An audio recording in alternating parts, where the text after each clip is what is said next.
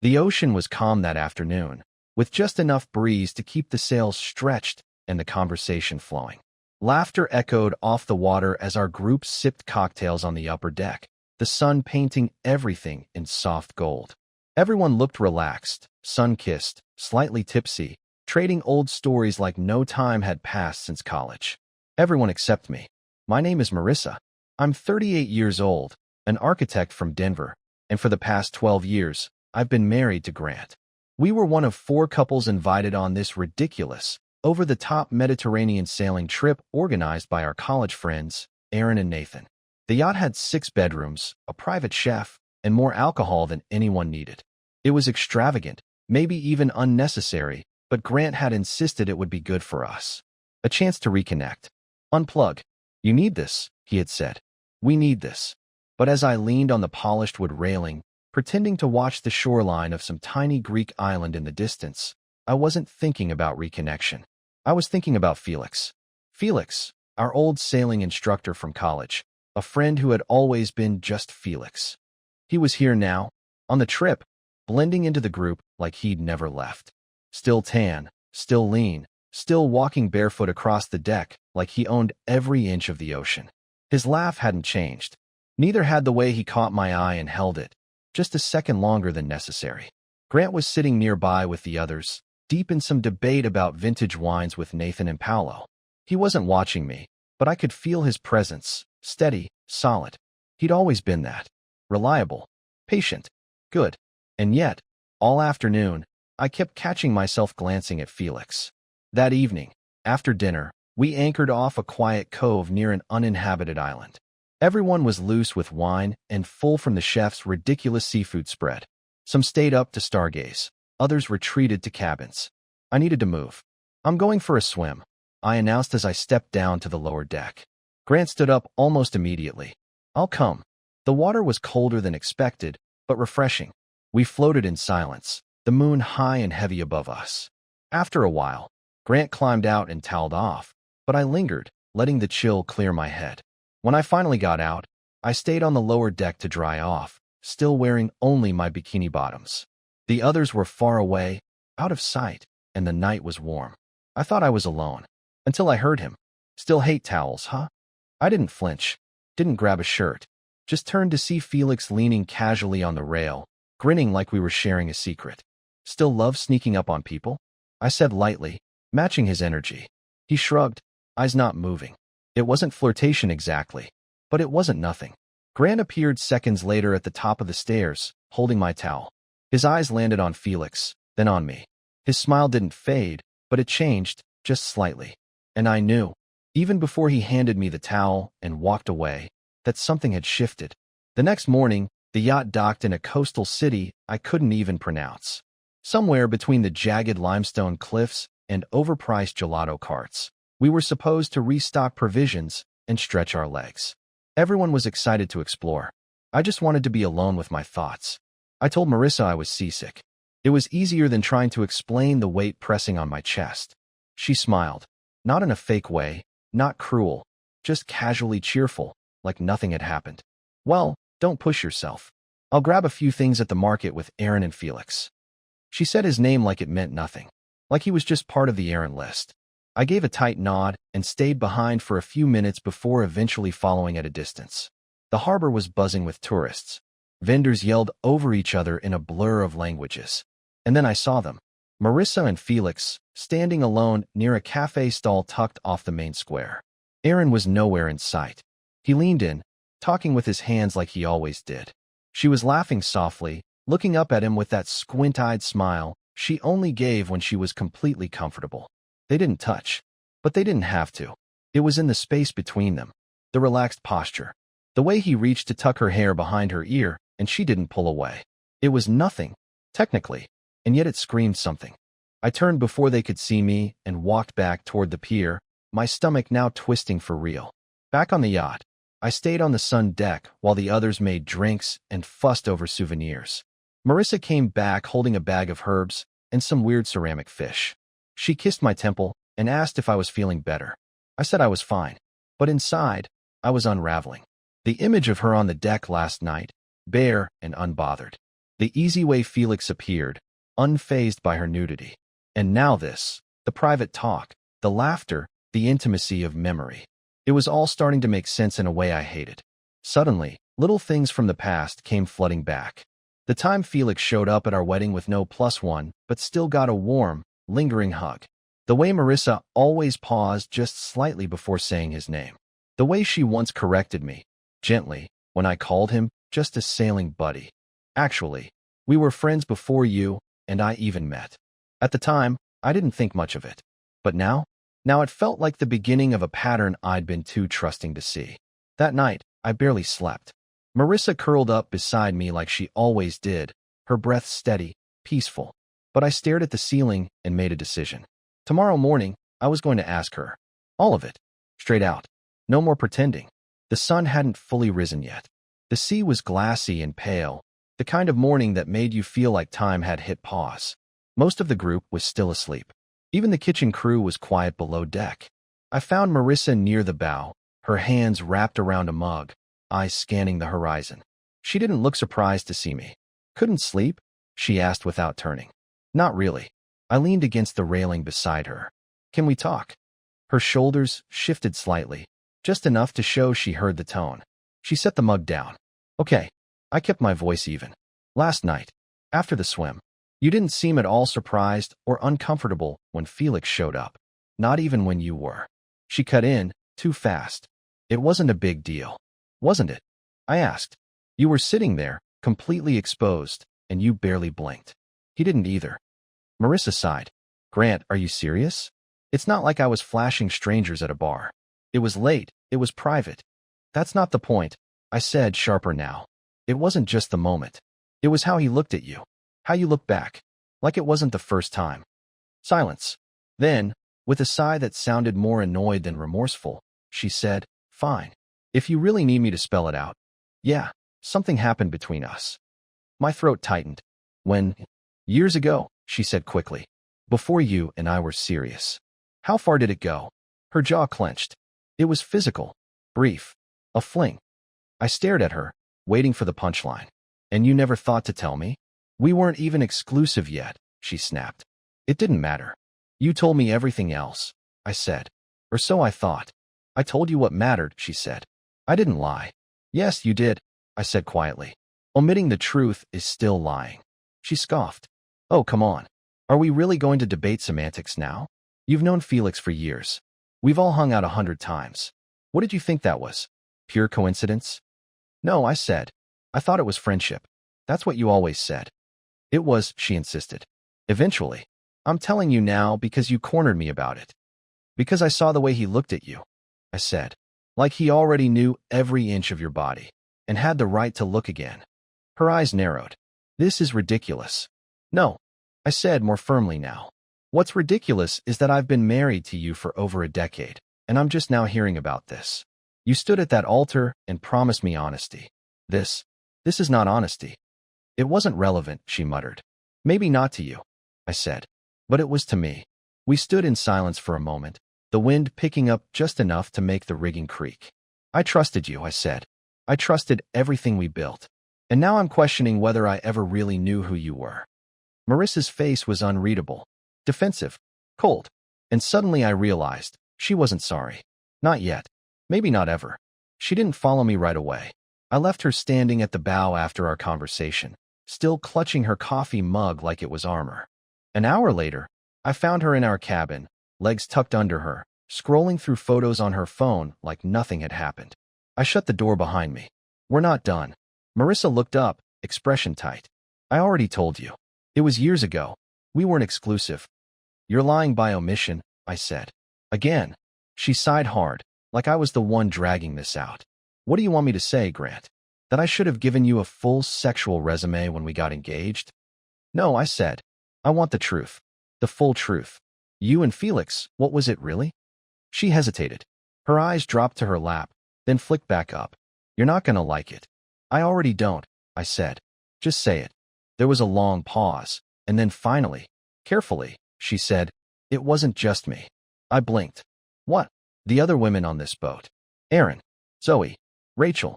We were all with Felix. I stared at her. What the hell are you talking about? She swallowed, the first sign of actual discomfort I'd seen. It was this unspoken thing. Back then, before we got married, when we were still figuring things out, we were serious about our boyfriends. You, Nathan, Drew, Noah, but not fully committed yet.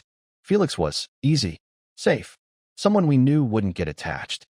Jesus, I muttered. It wasn't emotional. Not for any of us. It was like a transitional phase. A way to keep things light with him while things were getting heavier with you. I sat down slowly, the weight of it pulling me toward the floor. So he was just, what, a human buffer? Her voice was steady, like she'd practiced this. We knew Felix wouldn't expect anything. He was fun, open, and he didn't make it complicated. It wasn't about love. It was just physical. And you all agreed to this? Not in a formal way, she said. It just kind of happened. Quietly. Over time. And the rest of us, the guys, we were what? Placeholders until you got bored? No, she snapped. That's not fair. We loved you. We just didn't want to rush. The guys we were serious about, we wanted to get it right. Felix was never part of that equation. I laughed bitterly. Right? You just let him into your bodies while saving your emotions for us. How considerate. It worked, she said. We're married. We built lives. If you didn't push me this morning, I never would have told you, because it didn't mean anything. It meant something to me, I said, because now I know I wasn't the only one you were looking at like a future. And I shook my head. He knew all along. She didn't deny it. That's what pisses me off the most, I said. That he was smiling at me over beers while thinking, I've had her too. That I was part of some secret joke. It wasn't a joke, she said quietly. It was survival. Young women trying to figure out what love was without making a mess of it. Well, I said, standing, you made a mess anyway. She didn't stop me when I walked out. She didn't say a word. I spent the next day trying not to lose my mind. The yacht glided through turquoise water, and the group acted like nothing was wrong, laughing, lounging, playing cards under the sunshade. While I sat in the corner pretending to read, my jaw locked so tight it hurt. Marissa kept her distance. Felix didn't. He tried to talk to me twice. Once during breakfast, a light comment about the weather, some dumb joke about sunscreen. I gave him a stare so flat he backed off mid-sentence. The second time, he caught me on the port side deck while I was fixing a tangled fishing line. You good, man? He asked, voice low, casual. I didn't answer. I just walked away. At dinner, the pressure finally cracked. The table was set for 8, candles flickering in glass jars, wine flowing like always. Everyone chatted like it was any other night. Felix sat across from me, next to Paolo, cutting into a grilled sea bass like he didn't have a care in the world. Like he hadn't helped bury a secret I never agreed to be part of. I tried to focus on the food. Didn't work. He leaned across the table at one point and said, You haven't touched your drink. Chef said this bottle was special. I looked up slowly. Do me a favor, Felix. Sure. Don't talk to me. The whole table went quiet. Utensils froze midair. Aaron blinked. Nathan glanced over at Marissa, who stared straight ahead, cheeks flushing. Felix gave a tight smile. Okay. Didn't mean to bother you. You didn't, I said. But you're about to. Grant. Marissa said quietly, warning in her voice. No, I said, turning toward her. He keeps acting like we're cool. Like everything's normal. I'm not doing that. What's going on? Zoe asked. Drew was frowning now too, glancing between us like he'd missed a cue. Felix raised his hands like he was surrendering. All right, man. I get it. I'll back off. Do more than back off, I said, my voice rising now. Give me space. You've had enough of what's mine already. Jesus, Paolo muttered. Marissa stood abruptly, her napkin dropping to the floor. Grant. No, I snapped. You wanted me to keep quiet, remember? You said it didn't matter. Well, it does.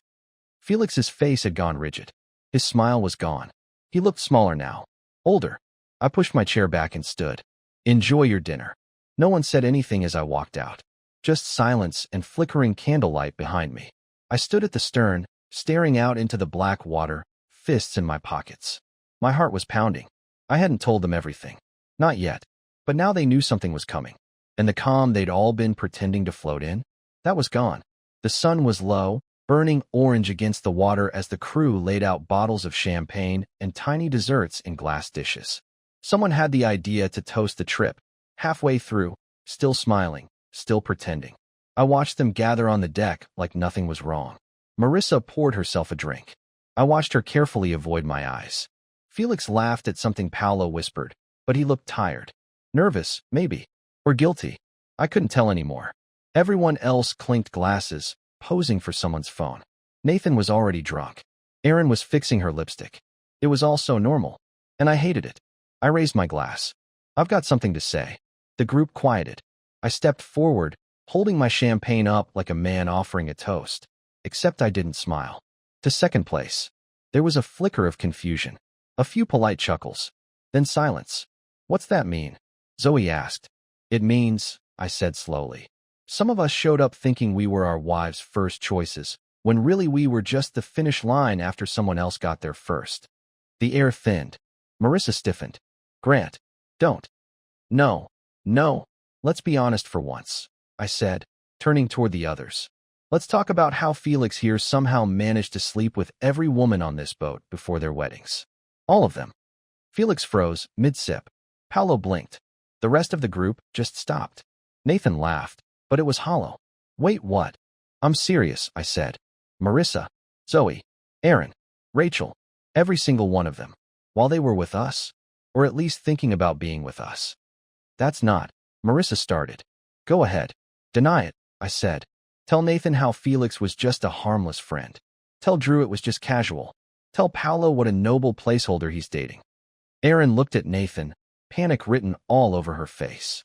Zoe's mouth parted like she wanted to speak, but couldn't. Nathan turned to his wife.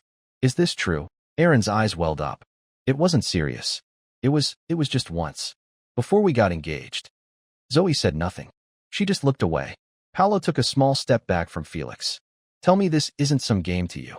Felix opened his mouth, but nothing came out. I looked at each of the men. They called it a transitional phase. A nice way to warm up for us. Felix got the fun. We got the commitment. They managed their urges, and we never even knew. Nathan stared at the deck, breathing hard. Does it matter? I asked. It does if it was while we were together, Drew said. Felix finally spoke. It wasn't malicious. None of us meant to. Save it, I said. We were all lied to. Some longer than others. Paolo stepped forward and slapped Felix across the face. Not hard, but loud. You told me I was the first you were serious about, he said, voice cracking. You said none of that old stuff mattered. It didn't, Felix said. Not like that. You don't get to decide what matters. Paolo snapped and turned away. Marissa reached for my arm, whispering, You didn't have to humiliate everyone. I looked her in the eye. You already did. Then I walked away, leaving them in the fading light, silent, shattered, and finally seeing what I'd known for days. Nothing about this trip was ever what it seemed. The aftermath hit like a rogue wave. No one said much after I dropped the truth, but by morning, it was chaos. You could hear it from every level of the yacht. Slammed doors, muffled arguments, someone crying behind the galley. The friendships we thought were solid cracked in real time. Paolo was the first to break. He stood at the rail, clutching a mug of tea, eyes puffy. Felix tried to talk to him. Soft voice, guilty smile, but Paolo just stared at him like he didn't recognize the man he'd been sleeping beside. Then he slapped him. No wind-up, no shouting. Just one sharp, clean smack across the cheek. Felix stumbled back, stunned, and Paolo whispered, I should have known. You used me like you used them. He didn't wait for a response. He went straight to the cabin, packed a duffel, and told the captain he wanted off at the next port. By midday, Felix stopped trying. He sat alone, sunglasses on, hunched over a notebook. No more jokes. No more smirking. Just silence. The others? Imploding. Nathan accused Erin of ruining their entire foundation. She sobbed, swearing it was before they got serious, that it was meaningless. But that word only set him off more. Drew stared at Zoe for 10 full minutes at breakfast without touching his food. She wouldn't meet his eyes. Rachel and Noah barely spoke at all, but she cried in the bathroom for half an hour while he drank straight gin by the hot tub. Then came Marissa. She found me by the bow that evening, alone with the horizon. You couldn't just leave it between us, she snapped. You had to humiliate me in front of everyone. I didn't move. Humiliate you? Do you have any idea how that felt? Knowing I was the only one who didn't know I was part of some group experiment? It wasn't like that. It was exactly like that, I said, turning to face her. And you let it rot for years. You didn't even think I deserved to know. I didn't want to hurt you, she said, eyes blazing. No, I said. You didn't want to deal with the fallout. She folded her arms. So now what? You just blow up everything? Years of friendship, connection gone? I laughed bitterly. That connection? Built on lies. And what about you? She said. You just get to walk around acting righteous while lighting everyone on fire? I'm done pretending, I said. That's the only thing I've changed. She stared at me for a long moment, her jaw tight. Then she turned and walked away. No one had dinner that night. The table stayed empty. No drinks, no music. Just silence broken by the creak of wood and the distant churn of water. By dawn, the group had splintered into pieces that couldn't be glued back together. Whatever this trip was meant to be, reconnection, celebration, nostalgia, it had turned into something else entirely. A reckoning. And I was no longer interested in pretending we were still friends. We docked at a sleepy coastal town 3 days earlier than planned. No one said it out loud, but the trip was over. The laughter was gone. The dinners were silent. Even the crew looked like they were avoiding eye contact. When the last suitcase rolled down the dock, the group scattered without hugs, without goodbyes. Paolo left first, refusing to look at Felix as he climbed into a taxi, his face still swollen from crying. Aaron and Nathan got into a separate car, sitting on opposite ends of the back seat. Zoe walked ahead of Drew like she didn't know him at all. Rachel didn't even wait for Noah. Marissa and I rode together in silence. The flight home was quiet. The ride from the airport, even quieter. We didn't fight. We didn't speak. We just moved through the motions, like strangers who'd been assigned the same seat on a lifeboat. At home, she dropped her bag in the hallway and started unpacking like nothing had happened. I watched her fold a sundress, smooth it over with her palm, and tuck it neatly into a drawer. That's when I knew she didn't think this was over. But I did. 2 weeks passed. The silence stayed. We slept in the same bed, but I turned my back to her every night. She tried small talk, then soft touches, then guilt. All of it bounced off me like rain on glass. I filed the divorce paperwork on a Thursday. When I handed her the envelope, she didn't speak. She just stared at it, lips slightly parted, blinking like someone had thrown cold water in her face. This is a mistake, she said finally. No, I replied. It was a mistake years ago. This is the correction. She cried that night. I heard her muffling it in the bathroom. I didn't get up. I didn't go to her. Something in me had closed, and I didn't want it opened again. 1 week later, Drew texted and asked if I wanted to grab a drink. We sat at a dive bar across town. Cheap beer, sticky tables, nobody we knew. He looked wrecked. I probably did too. Zoe's staying with her sister, he said. Therapist says we might be able to fix it, but only if we rebuild everything from scratch. I nodded. You think that's possible? I don't know, he admitted. But at least she told me. Eventually. Some of them didn't even get that. He took a long sip. You and Marissa? Done, I said. There's no version of this where I keep pretending I wasn't lied to for a decade. He gave a hollow laugh. Then I envy your clarity. Later that night, I blocked Felix's number. He tried calling twice, and I hadn't picked up either time. I didn't need to hear his apology. I didn't care how he never meant to hurt anyone. He had become a foggy silhouette in my past, a shadow I no longer owed anything to. But Paolo messaged me the next day. Just one line. Thank you for saying it out loud. I stared at the screen for a while. Then I wrote back. You deserved better. It wasn't about closure. It was about truth. Marissa made one final attempt a week later. She sat across from me at the kitchen table, no makeup, dark circles under her eyes. We're not broken, she whispered. We're just bruised. I didn't flinch. I already filed. And for the first time in weeks, I felt like I could breathe again. It was raining the day Marissa came by. Not heavy, just enough to mist the windows and make the air feel softer than it should have. I opened the door, and there she was, damp curls clinging to her cheeks, a tote bag hanging off one shoulder. She looked smaller than I remembered. I brought your passport and the spare keys, she said. I stepped aside without a word and let her in. She walked slowly, as if the place had changed. It hadn't. She had. She placed the items on the kitchen counter, her fingers lingering a second too long. The cat's staying with my sister for now, in case you were wondering. I nodded once. For a moment, neither of us moved. The silence felt like old furniture, worn, familiar, heavy. I've gone over it 100 times in my head, she said quietly. What I could have said, what I should have said, what I never gave you. Her voice cracked slightly. I never meant to hurt you. I didn't rush to fill the space. I let her sit in the discomfort, the way she made me sit in it for years. You know, I said finally. I used to think we had something solid. Not perfect, but real. We did, she whispered. No, I said. I had something real. You were holding a version of it, but not the same one I was carrying. She looked up at me, her eyes red but dry. It was meaningless, Grant. What happened with Felix? All of it. It wasn't love. It wasn't even romance. Just a phase. I nodded slowly. Meaningless to you, but not to me. She swallowed hard. I gave you all of me, I said. Not just the steady parts, the loyalty, the plans, the patience. I gave you the messy stuff too, the vulnerable stuff. And the whole time, you were holding back this file of edited truths. Like I wouldn't notice. Like I didn't deserve to know. I was young. I thought I was being smart. You were being strategic, I said. There's a difference. She blinked. Can't we just rebuild? I looked at her, the woman I had once built a life with, and felt nothing sharp anymore. No rage, no confusion, just a calm I didn't expect. No, I said gently, because I don't want to build something on a foundation I had no part in designing. Marissa nodded, eyes welling. She looked around once more, then stepped toward the door. I loved you, she said. I know, I replied. But I think you loved who I was to you, not who I actually was. She opened the door slowly, letting the rain in for a second, then stepped outside without another word.